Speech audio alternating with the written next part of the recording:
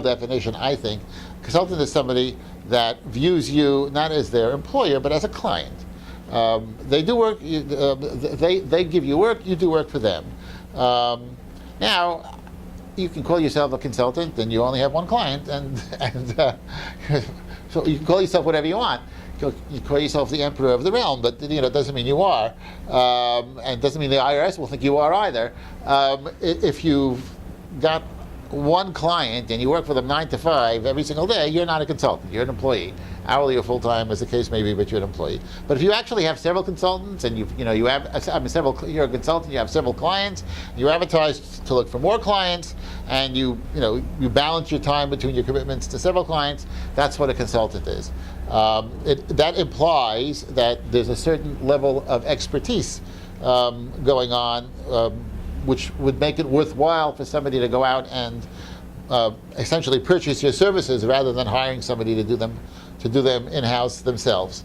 And there is definitely a place for it, for a bona fide consultant, or maybe a firm that supplies consultants. A place for it in both the profit and the nonprofit world, and you should know what it is. So that's what we're going to be talking about now. Okay, so let's consider hourly versus full-time. Now, the way I structured this, I have full-time advantages, and so those become disadvantages for the hourly. In other words, shift back and forth.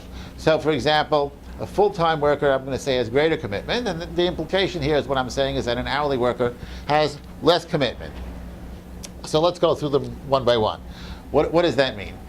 Somebody's working for you full-time. That's their job. They work 9 to 5 or 9 to 3 or whatever it may be, and basically that's their bread and butter. Maybe they have 2 jobs, but it's a substantial portion of their bread and butter. So as we said before when we were speaking about volunteers, the fact that you're paying somebody gives them, if not a moral, loyalty to you, that gives them a practical loyalty to you. I need to put food on my table and pay my rent, so I had better do what I'm supposed to be doing. And so there's a greater commitment involved in a full-time worker versus an hourly worker who is not generally going to be dependent on you for their full income, and who knows that if today I work only 3 hours, hey, what the heck, I'll bill only for 3 hours, and I won't work the rest of the day, and that's my arrangement in the first place. None of their business what I do with the rest of my day. So there is, a tendency towards a lesser commitment for somebody who's an hourly worker. Now, I'm not here to impugn hourly workers, and I myself, I'm often an hourly worker, but you can have an hourly worker who's extremely committed and dedicated and will be very responsible about going the extra mile for the employer and so on. However, these are, we're talking about trends. We're talking about things that you have to be wary of when you're dealing with people in these 2 categories. So full-time employees, generally can be expected to have a greater commitment to the job. And we'll get to the disadvantage side of the coin shortly. Greater longevity with organization. Somebody who's a full-time worker tends to regard their employer as a stepping stone in their career. And so if they're working for you in education, that's their career, and if they're happy in your organization, you're happy with them, they have advancement opportunities in your organization, they're happy to stay with your organization. People don't necessarily or generally look to jump from one place to another if there's no good reason to. So you will generally find your full-time workers will stick with you for longer because they're advancing their careers that way, or they're perceiving that they're advancing their careers that way. On the other hand, an hourly worker generally doesn't view what he's doing for you as a career. He or she generally views what they're doing for you as a way to earn a certain amount of money right now. Now, what is their ultimate plan? Some people like working for the hour, by the hour, and will continue doing it for the rest of their lives. More often than not, a lot of people who are, especially in this day and age, who are working by the hour simply can't find full-time employment, and they would prefer it. And when somebody makes them an offer and says, hey, how would you like to join our organization? It's bye-bye everybody else, and off to off to wherever the greener pastures are. So definitely something to keep in mind. Now, this may sound, the next bullet item over there, more likely to give unpaid overtime. And it sounds so crass. Are we here to milk our people for whatever we can get them for? However, that goes along with greater commitment, really. Somebody is given a position of responsibility in an organization. They're told that they're in charge of such and such. The director or manager or supervisor, and they run a program. And there's something something happened, something went wrong. One of their people didn't show up, or the power went out. Anything, you name it. Somebody who's a full-time worker and has been given responsibility will we hope stick it through to solve the problem, even if that means they don't know, they can't leave today at 5 o'clock, or if it means they have to come in tomorrow morning at 7 o'clock. Just, it's considered for a professional part of the job to go the extra mile. Now, some of us sit on one side of the fence and some of us sit on the other side of the fence, whether we're employers or employees, and so you have to look at it from both sides, because many people in their careers fill both roles. Sometimes they're managing people, sometimes they're being managed by other people, sometimes both are happening at the same time. We're not advocating that you take advantage of your full-time workers by milking them for overtime.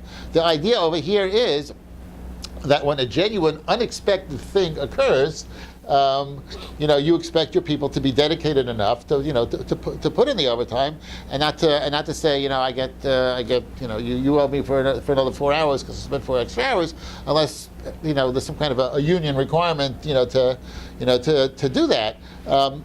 But on the other hand, an hourly worker is simply going to say, I'll be glad to do overtime, not a problem. Instead of putting in 20 hours for you this week, it'll be 25 hours for you this week, and you'll see it on my bill. And so that kind of that's because that's the arrangement. So that kind of commitment to give unpaid overtime is generally something that you will find only in a full-time, regular employee. Available when needed generally means that if you have a question about something or other, you're working late on a Sunday and something to do with a deadline, and you need some information from a colleague, if they're a full-time worker and share your dedication to the organization, you call them up on a Sunday night, they'll be available, maybe, hopefully, and not resentful that you've called them. On the other hand, if they're an hourly worker, they may be fulfilling a commitment to somebody else at that time, and simply not be available, or simply feel just that they don't owe you to be around on Sunday night when they're busy watching TV or whatever it is they prefer doing, and so they won't take your call. So you've got that, that other aspect of again, under the general heading of commitment over here. And this is an important one, and it's often overlooked. The minds are focused on your objectives without distractions. This is especially true. You don't need somebody focused on your objectives if all they do is sweep the floor, because that doesn't require very much thought or creativity. But in many of the organizations that are represented in this room today, especially when times are difficult, creativity and the emotional investment in an organization can make the difference between success or failure of a particular program or of the organization as a whole. And somebody whose primary mental focus is your organization is much more likely to be creative and to bring to bear the thinking out of the box kind of mentality that will get the problem solved and do things for you in the best possible way. And somebody who's just hourly, and you can't blame them for it. Their mental energies are dissipated over lots of different things. They're not focused solely on your organization, and so they will likely not be as creative. We're not talking about dedication over here. We're talking about about creativity. In order to, lots of studies have been done on creativity and what makes people come up with brilliant ideas. Some people come up with them and some people don't come up with them. To a large extent, it's what's happening in your subconscious mind when you're not, sitting in front of your desk actually working for your organization. You're eating, you're about to go to sleep at night, and running through your head are issues and problems, and all of a sudden you wake up in the morning and hey, I've got this wonderful solution, and that's because it's become a preoccupation with you. That happens when you've got that that single-minded commitment to something.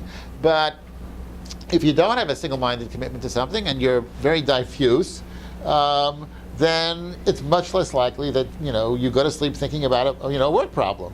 Now everybody's got obviously life commitments that go beyond their job. They've got they've got their family, they've got their religion, they've got other things going on in their lives. But to the extent that one's got this compartment for their job, their career, if it's focused on one particular thing rather than 4 or 5 different things, they're much more likely to be creative and come up with good solutions for you. And I think this has certainly been my experience. Probably been the experience of a lot of people in this room. Like you were, Professor, like you started the organization, you're focused on it, you're dedicated to it. I get the impression from seeing you here, you eat, sleep, drink, dream, the organization, and I'm sure a lot of you in this room, have that same passion. You can wake up in the middle of the night and look for a pen and a piece of paper to jot down a note. Whoa! I just had this this brilliant thought pop into my head, and I don't want to forget it when I wake up in the morning. If you're just giving somebody 4 hours a day, 3 times a week, it's much less likely to happen. It's the way it is. Any questions? Okay. Okay, but now we're being hard-headed business people. There are disadvantages to having people on your staff full-time also, and we're going to see that there's a trade-off over here. What are the disadvantages? Greater cost. I don't just mean greater cost in terms of they give more hours, you pay more money, but in general, a full-time employee carries along with him, as we'll see in the other bullet items there, in more detail, additional costs beyond what they're getting paid per hour. In addition, possibly paying for hours not used.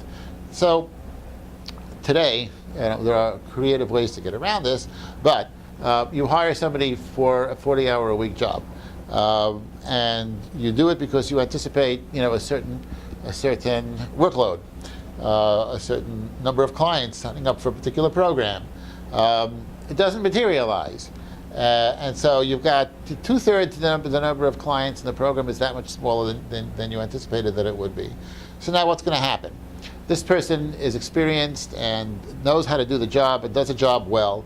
And moreover, the next sequence of the program, you hope that you will get a full registration for it, and you'll need their talents. You're not going to say, well, you're fired, and then have to go out and look for somebody else when the need is greater.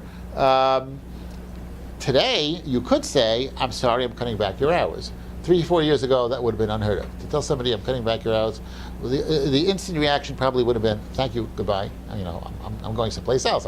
I mean, I need a 4 hour. People won't mind if you cut back their hours and pay them the same amount of money. But what you're saying is, I'll cut back your hours by 1/3 and pay you 1/3 less money. And people would have stood for it. Today, people are standing for it because they have no choice. There aren't that many other opportunities out there, in a lousy economy. But very often you will not want to do that. I mean, it's not a pleasant thing to have to do. You do take a risk that the person is going to either be disgruntled or and lose productivity, or be disgruntled and move on. So you may find yourself saying, okay, fine, I know this person is going to very well to only be working 35 hours a week because there just isn't enough work to fill up 40 hours. Or they'll stretch it to make it look like they're working, but they really are not going to be working at full productivity. But what can I do? I can't afford to lose them. And so, for this 3-month sequence. They're just not going to be using the hours. Could you assign them